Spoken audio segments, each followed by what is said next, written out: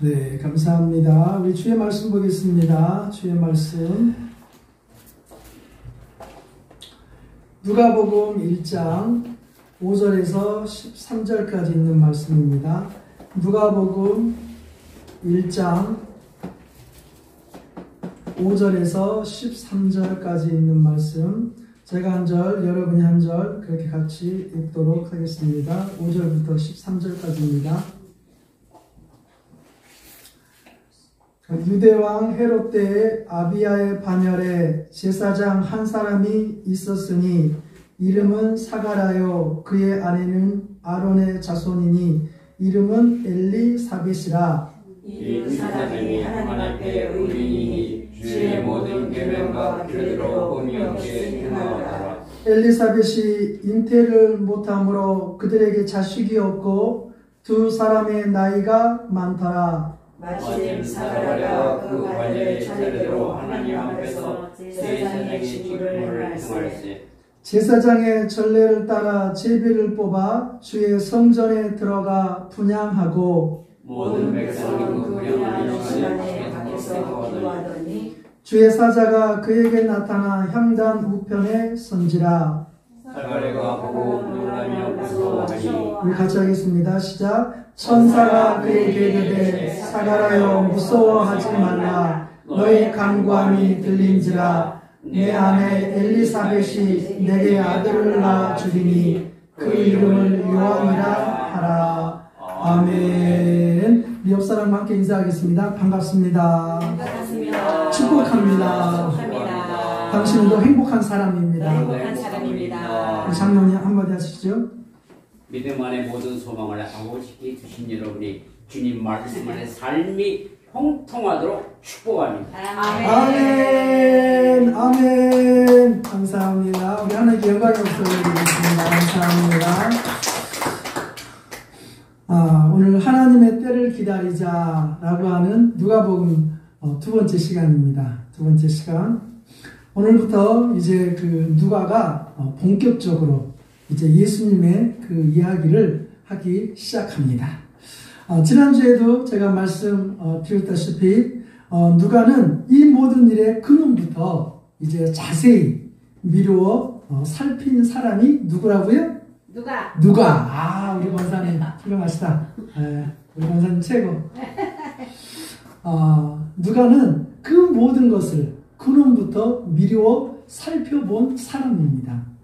그렇기 때문에 자세히 미루어 살펴보니 예수님의 그 이야기를 하기 위해서는 반드시 이 한 사람에 대해서 이야기를 해야 할 것 같은 생각이 들었습니다.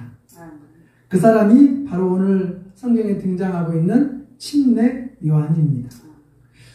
이 침례 요한의 그 부모님이 사가랴와 엘리사벳의 그 이야기가 오늘 지금 그래서 그 누가복음의 이 첫 번째 지금 1장에 딱 등장하게 있는 것입니다. 왜 이 이야기를 먼저 해야 하는가? 구약 성경에 따르면 메시아가 오시기 전에 그 메시아가 오실 길을 예비하는 자가 먼저 와야 된다라고 그렇게 예언되어 있습니다. 그것이 바로 구약의 마지막 예언이었습니다. 구약의 마지막 장이 무슨 장이죠? 말라기. 여러분 한번 우리가 말라기서 한번 가보도록 그렇게 하겠습니다. 여러분 참고로 말라기가 지명일까요? 사람의 이름일까요? 어떻게 하셨어요? 사람의 이름입니다. 말라기가 사람의 이름이에요. 자, 우리 말라기 3장 1절입니다. 말라기 3장 1절 우리 같이 읽겠습니다. 시작. 만군의 여호와가 이르노라 보라 내가 내 사자를 보내리니. 여기까지. 보내리니 그가 내 앞에서 길을 준비할 것이요. 자, 이런 지금 예언이 말라기서에 기록되어 있습니다. 자, 마지막 4장 5절과 6절입니다. 4장 5절과 6절 시작. 보라, 여호와의 크고 두려운 날이 이르기 전에 내가 선지자 엘리야를 너희에게 보내리니 그가 아버지의 마음을 자녀들에게로 돌이키게 하고 자녀들의 마음을 그들의 아버지에게로 돌이키게 하리라. 돌이키지 아니하면 두렵건대 내가 와서 저주로 그 땅을 칠까 하노라 하시니라. 자, 여러분, 이러한 예언이 되어 있다는 것입니다. 그러니까 메시아가 오시기 전에 반드시 그의 길을 예비할 자가 먼저 와야 한다는 사실입니다. 이 예언이 400년이 지나도 아직 성취가 되지 않았습니다. 이 말라기의 그 예언이 마지막으로 주어진 것이 400년 전이었습니다. 여러분, 지금 우리가 그 성경을 보고 있지만 구약과 그 신약의 그 간격이 우리가 성경에 보면 그 한 장 차이예요. 성경 한 장 차이. 알고 계시죠? 그런데 이 구약과 이 신약의 시간상으로 보면 상당히 간격이 깁니다. 무려 400년의 시간이 그 사이에 있는 거예요. 그래서 신학용어로 뭐 중간시대, 암흑시대라고 얘기합니다. 그래서 구약과 이 신약의 이 사이에 하나님이 침묵하셨어요. 물론 침묵적인 그런 부분도 있지만 하나님은 열심히 그 가운데서도 일을 하고 계셨던 것이지요. 그런데 이 400년이라고 하는 이 시간이 얼마나 긴 시간이냐. 여러분, 올해가 2024년입니다. 그렇죠? 네. 자, 그러면 2024년 빼기 400년 하면 몇 년이 되는 거죠? 네?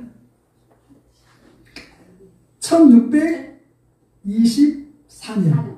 그러면 우리나라 조선시대입니다. 예, 우리나라 조선시대. 임진왜란이 언제 일어났을까요? 임진왜란이 1592년도에 있었습니다. 자, 임진왜란이 끝나고 어떤 예언이 있었는데 그 예언이 아직까지 지금까지 이루어지지 않았다라고 한번 생각하면 정말 긴 시간입니다. 긴 시간. 그런데 드디어 때가 찼습니다. 때가 찼습니다. 그래서 오늘 예수 그리스도가 오시게 될 것이고 그 전에 침례 요한이 태어나게 될 것입니다. 그런데 오늘 본문으로 돌아와서 5절에 보시면 유대왕 헤롯 때에라고 지금 이렇게 되어 있습니다. 아까도 분명히 말씀드렸지만 이제 하나님의 때가 찼습니다. 하나님의 때가 찼어요. 메시아가 올 때가 지금 되었습니다.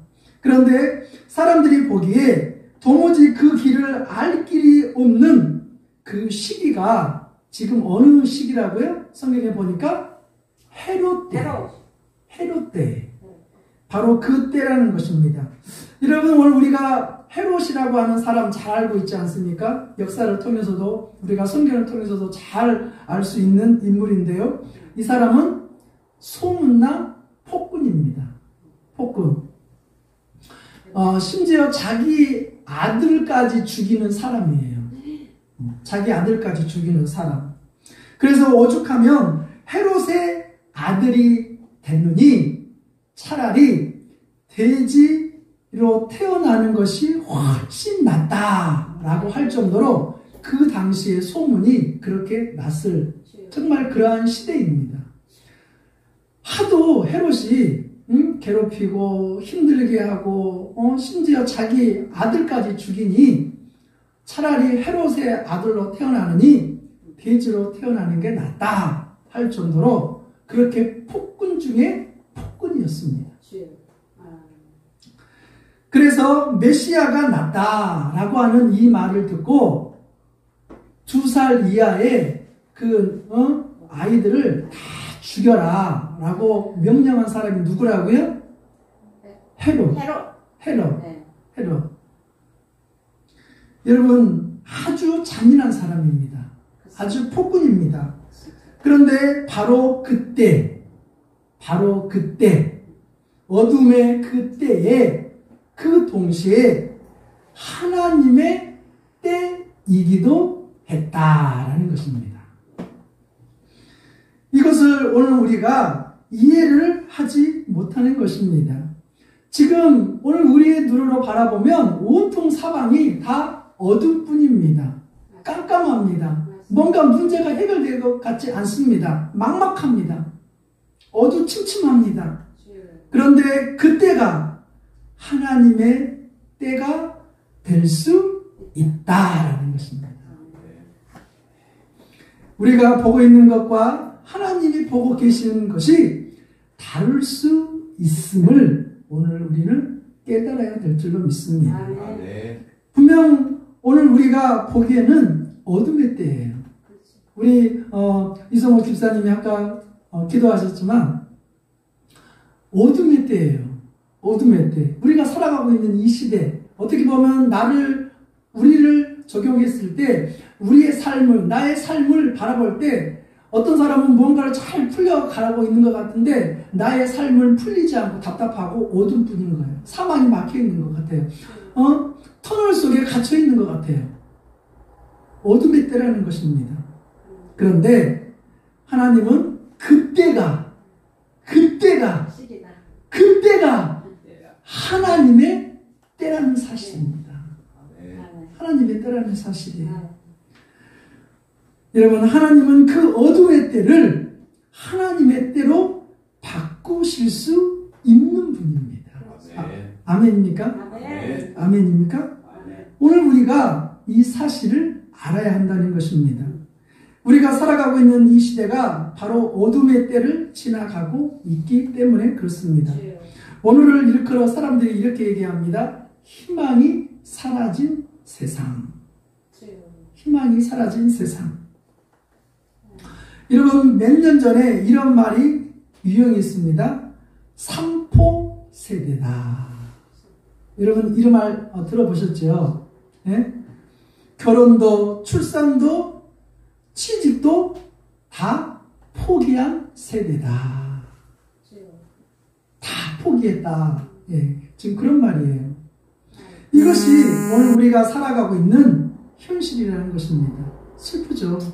우울하죠. 어둡죠. 주변의 사람들을 한번 보십시오. 여러분 가까이 있는 한번 사람들의 그 지인들의 모습을 한번 살펴보십시오.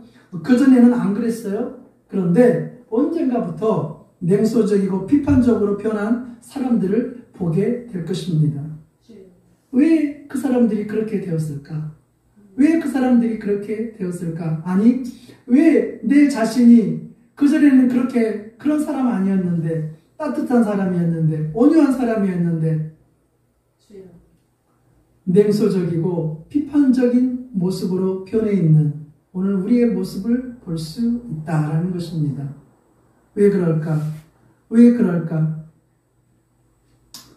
여러분, 시대가 어두워졌기 때문에 그렇게 변해버린 오늘 우리들의 모습들을 보게 되는 것입니다. 그러나 오늘 우리가 여기서 꼭 기억해야 할 것은 지금의 이 어둠의 때라고 낙심할 필요는 없다라는 것입니다. 사실은 세상은 항상 악했습니다. 유대왕 헤롯 때만이 특별히 악했느냐? 아니라는 거죠. 아니라는 거죠. 항상 세상은 악했습니다. 악했어요. 하나님은 그 악한 때를 하나님의 때로 바꾸어 놓았을 뿐입니다. 모세 시대에도 그랬습니다. 그때 얼마나 그 이스라엘 그 백성들의 그 노예로서의 그 학대가 심했는지 알 수 있지 않습니까? 그런데 하나님은 모세를 보내서 그 어둠의 때를 밝게 바뀐 것 뿐입니다. 엘리야가 활동했을 때도 마찬가지입니다. 악한 왕, 그 아합, 이세벨이 통치하고 있는 바로 그때에 하나님의 사람 엘리야를 통하여 하나님의 때를 바꾸어 놓았을 뿐입니다. 우리가 잘 알고 있는 마틴 루터, 웨슬리, 모든 그 부흥의 운동 때도 다 마찬가지입니다. 그때가 바로 계몽주의였습니다. 그래서 모든 사람들이 굉장히 회의적인 그런 사람들이 많았습니다. 사회적으로도 그랬고요. 그러다 보니까 사람들의 영적인 그 관심들이 식어지다 보니까 도덕적으로, 영적으로 모든 부분에 타락하고 술과 또한 그런 도박, 노름으로 사람들이 빠져들고 있을 때였습니다. 그때 하나님의 사람들을 통하여 부흥의 때로 바꾸어 놓았을 뿐입니다. 오늘 말씀을 들으면서 오늘 우리에게 도전이 되었으면 좋겠습니다. 언제나 이때는 어둠의 때입니다. 우리가 사는 이 시대에는 특별히 어두운 것이 아니라 항상 어두웠습니다. 사람들은 흔히 이렇게 얘기합니다. 정말 믿음으로 살기가 너무나 어렵다.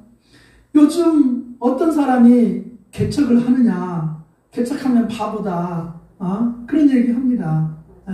저 개척했잖아, 했잖아. 여러분, 부흥이 안 되는 세대라고 얘기합니다. 교회가 건물을 갖고 있지 않으면 사람들이 오지 않는 세대라고 합니다. 오늘 우리들의 마음에 이런 마음을 새겼으면 좋겠습니다. 시대를 한탄할 것이 아니라 오히려 이 어둠의 때 오늘 우리 모두가 주님을 바라볼 수 있는 저와 여러분이 되셨으면 좋겠습니다. 아멘. 한 발 더 나아가 하나님, 이 어둠의 때 나를 좀 사용해 주시면 안 되겠습니까? 내가 이 시대에 침례 요한이 되면 안 되겠습니까? 내가 이 시대에 엘리야처럼 써주시면 안 되겠습니까? 아멘도 안 하시네. 아멘. 써주시는데. 하나님, 나를 이 시대에 엘리야처럼 그렇게 써주시면 안 되겠습니까? 아멘. 네? 아멘 좀 해봐요. 안 되면 혹 우리가 사가랴와 엘리사벳이 될 테니까 내 자녀의 때 하나님의 때로 바꿔주시면 안 되겠습니까? 해주실 거예요. 아멘. 우리 권사님 제일 낫네. 네. 여러분, 이러한 간절함이 오늘 우리에게 있어야 한다는 것입니다. 맞습니다. 오늘 다시 본문으로 돌아오시면 유대왕 헤롯 때에 아비야 반열의 제사장 한 사람이 있었으니 라고 지금 이렇게 얘기해 주고 있습니다. 아비야 반열이라고 하는 그 말은 역대상 24장에 보시면 아론의 그 아들들이 나옵니다. 몇 명이었죠? 4명. 그렇죠. 4명. 4명이었습니다. 나답, 아비후, 엘르아살, 이다발. 그런데 나답과 아비후가 하나님께 그 예배를 잘못 드림으로 그 둘이 죽게 됩니다. 그리고 남아있던 엘르아살과 이다발이 제사장의 그 직무를 감당하게 되는 것이지요. 그래서 엘르아살과 이다발이 제사장의 직무를 감당하는데 이제 다윗 때에 오다 보니까 그의 후손들이 많이 불어나게 된 것입니다. 그래서 매주 예배를 드려야 되는데 제사장이 너무 많으니까 다윗 시대에 어떤 일을 행하냐면 반열을 24개로 나누기 시작합니다. 나누기 시작해요. 그래서 그 내용이 바로 역대상 24장에 나오는 것입니다. 그래서 그 반열을 24개로 나누어서 1년에 52주잖아요. 그렇죠? 1년에 52주니까 24반열이면 일주일 정도를 섬겨야 되니까 1년에 보통 2번 정도 차례가 돌아오는 것입니다. 그런데 여러분, 역대상 24장 10절에 보시면 24 반열 중에 8번째 반열이 아비야 반열이에요. 아비야 반열. 그런데 이렇게 제사장들을 24 반열로 나누어 주어서 이제 예배를 섬기게 되었는데 어떠한 일이 일어나냐면 북이스라엘과 남왕조가 망해버리게 됩니다. 망해버리게 되면서 그 모든 것들이 다 흩어져 버리게 된 것이지요. 그리고 한참 후에 이제 포로 기한을 3차에 거쳐서 하나님이 이제 시키시게 되는데 하나님이 성전 재건과 성벽 재건을 하게 만듭니다. 그리고 또 뭔가를 했냐면 지금 흩어졌던 제사장의 그 직무를 다시 재건시킨다라는 사실입니다. 그 내용이 바로 에스라와 느헤미야에 나오고 있는 것입니다. 이러면 원래 제사장이라고 하는 그 직무는요, 이방인과 결혼하면 안 되는 것입니다. 이방인과 결혼하면 안 되는 거예요. 그런데 이방인과 결혼한 제사장들이 막 생겨났던 거죠. 그래서 진짜 가짜 그런 부분들을 막 분리하고 정리시키기 시작하는 거죠. 그리고 다시 제사장 반열을 세우기 시작합니다. 하나님은 하나님의 일을 감당하는 그 직분이 더럽혀지는 것을 원하지 않습니다. 싫어해요. 싫어해요.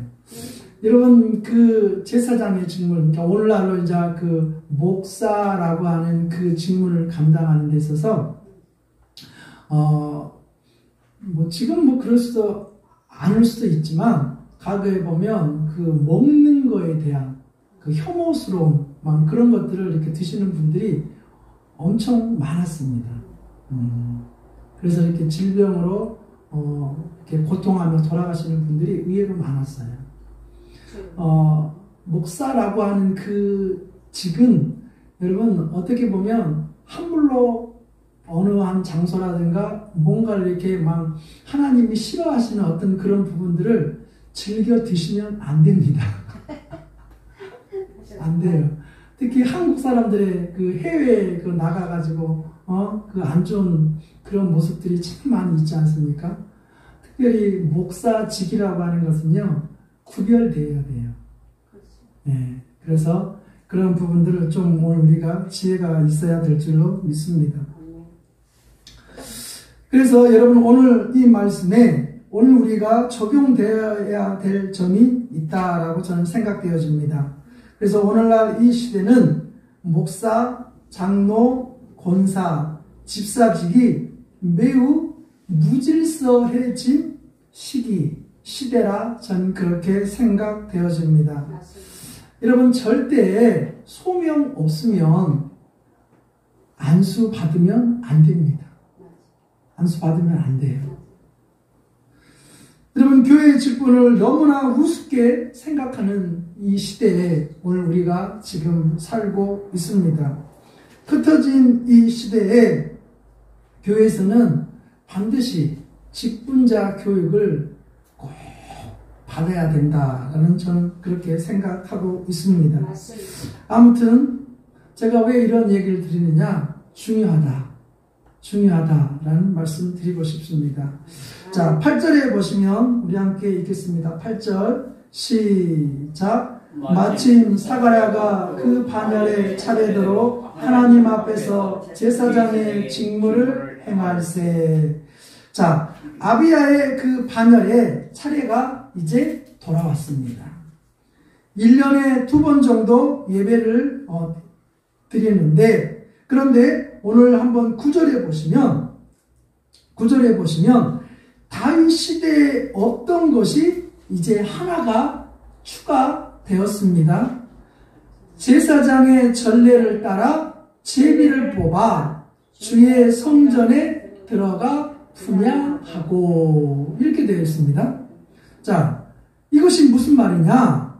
예수님 당시에 제사장의 그 숫자가 역사적인 어떤 요세푸스의 그 기록에 의하면 몇 명이었냐면 2만 명이었습니다.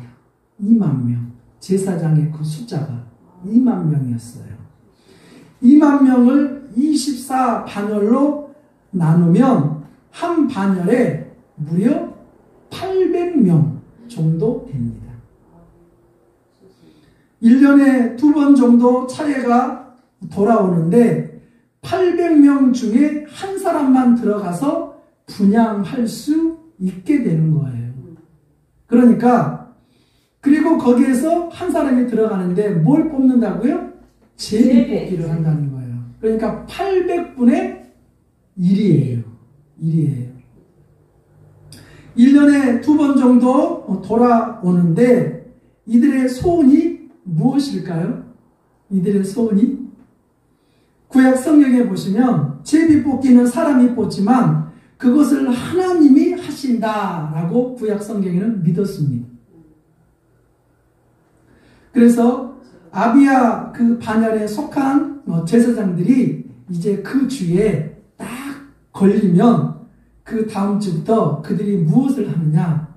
기도를 하겠죠. 어떤 기도를 할까요? 하나님, 내가 혹시 뽑히면 안 될까요? 내가 혹시 뽑히면 안 될까요? 안 되죠. 이 이사야도 이러한 기도를 했을 것입니다. 맞습니다. 평생 소원이 뭐예요? 뽑히는 거예요. 뽑히는 거. 뽑히는 거예요. 네. 여러분 혹시 제비뽑기 한번 해보셨어요? 네? 얼마나 막 설렌지 아십니까? 네? 저거 내가 되었으면 좋겠다. 내가 되었으면 좋겠다. 막 그런 설렘이 있는 거예요. 맞아요. 좀 똑같은 거예요. 이 지금 제사장들에게 있어서 그 주가 딱 되면 1년에 2번 그 차례가 돌아오는데 그 주에 딱 걸리면 그 제사장들은 그때부터 기도에 돌입하기 시작하는 거예요. 하나님, 내가 뽑히면 안 되겠습니까? 자, 우리 옆 사람을 보시면서 한번 해보겠습니다. 자, 시작. 하나님, 내가 뽑히면 안 되겠습니까? 뽑히면 안 되겠습니까? 이분들은 아직 실감을 좀 못 하시는 것 같아요. 하나님, 내가 뽑히면 안 되겠습니까? 내가 뽑히면 안 되겠습니까? 안 되겠어요. 기다리는데 뭐지? 네. 지금 그러한 설렘을 가지고 이들은 지금 기도에 들어가는 거예요. 그런데 여러분, 이 사가랴가 오랫동안 기다렸어요. 그 말은 뭐예요? 뽑히지 않았다는 거예요. 오랫동안 기다렸는데 기다렸다라고 하는 그 단서가 7절에 나옵니다. 7절에 보시면 두 사람의 나이가 많더라. 사가랴가 최소 60세가 넘었을 가능성이 아주 많습니다. 18절에도 한번 보셔요. 18절에서 보시면 내가 늙고 아내도 나이가 많았다. 지금 그렇게 얘기해 주고 있습니다. 여러분 한번 예를 들어서 제사장의 그 직무를 30세에 한번 시작했다라고 한번 생각해 보십시오. 1년에 2차례 돌아옵니다. 아비야의 그 반열이 돌아오는데 그때마다 다른 사람이 뽑히는 거예요. 그리고 이제 은퇴가 얼마 남지 않은 그 시점에 아비야의 그 반열이 또 돌아왔는데 기대하고 또 기대하고 기도했는데 그러면 어떻게 되죠? 사람들이 기대를 잘 안 하게 돼요. 안 할 때에 그때에 기대도 하지 않았는데 제비가 뽑혔는데 그의 이름이 누구라고요?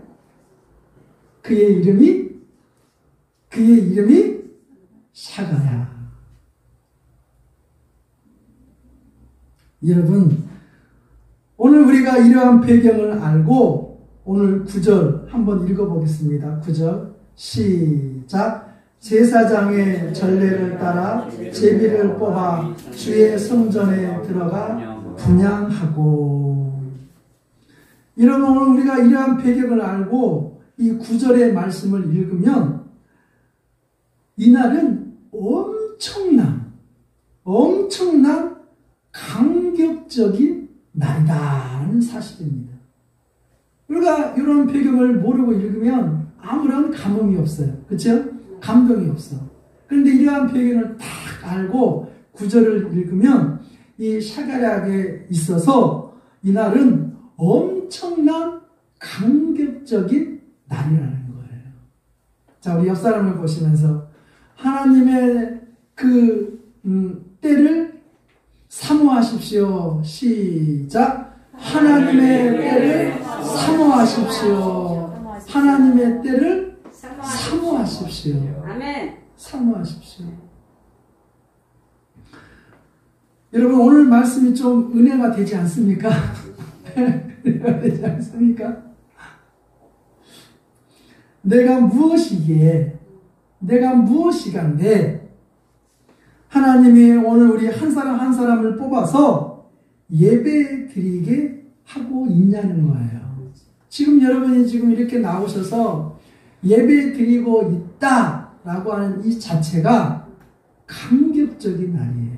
네. 어떤 사람은 오고 싶어도 못 나요. 그래요, 맞아. 뭐 어떤 사람은 병원에 입원했거나 어떤 사람은 아프거나 등등 여러 가지 사정들이 있어요. 그럼에도 불구하고 여러분들 선택받아 오늘 이 자리에 나오신 줄 믿습니다. 아멘. 감사하셔야 돼요. 아멘. 오늘은 감격적인 날이에요. 감격적인 날이라는 거예요. 우리가 오늘 최소한 이러한 사실 앞에 감격하여 하나님 앞에 예배 드릴 수 있어야 한다는 사실입니다. 여러분, 믿는 자의 반응이 다릅니다. 믿는 자의 반응이 달라요. 우리 13절 같이 읽겠습니다. 시작. 천사가 그에게 이르되 샤가랴여 무서워하지 말라. 너의 강구함을 들린지라. 내 아내 엘리사벳이 내게 아들을 낳아 주리니 그 이름을 요한이라 하라. 오늘 말씀 보니까 샤가랴와 엘리사벳이 나이가 많다라고 지금 성경이 분명히 기록하고 있죠. 근데 그들이 뭘 강구했다고요? 오늘 13절에 보니까 뭘 강구했다고요? 너의 강구함이 들린지라 아들을 낳아 달라. 여러분, 나이가 들어도 희망이 있습니다. 희망이 있어요. 예. 예, 절대 포기하지 마시고. 예. 이들도 나이가 있는데 하나님 앞에 강구했다 하잖아요. 아들을 달라. 근데 13절에 뭐라고 되어 있어요? 너의 강구함을 들으니라. 예. 들었다는 거예요. 강구하면 그냥 나이가 많아진다. 예, 들었다는 거예요. 예, 권사님도 희망을 가지세요. 어차피 사모님이 부르더라 오늘. 여러분, 믿는 자는 문제 앞에 기도할 수 있게 되는 거예요. 아멘. 예, 기도할 수 있게 되는 거예요. 그 어둠의 때를 하나님의 때로 바꾸어 주신다라는 아멘. 거예요. 내가 생각할 때는 이거 안 돼요. 가능성 제로야. 모든 상황이 어두워. 근데 그때 하나님의 때로 하나님은 바꾸어 놓으실 수 있다라는 것입니다. 그리고 침례 요한이 태어나게 됩니다. 그리고 그가 이스라엘 자손을 주 곧 그들의 하나님께로 많이 돌아오게 할 것입니다. 여러분, 오늘 말씀을 통하여 용기를 얻으시고 낙심하지 마시고 어둠의 그 때가 오히려 하나님의 때로 바꾸시는 하나님의 그 섭리를 믿으시면서 주신 이 한 주간의 삶을 복되고 기쁘고 감사함으로 살아가는 저와 여러분이 되실 수 있기를 주 이름으로 축복합니다. 주 이름으로 축복합니다. 주 이름으로 축복합니다.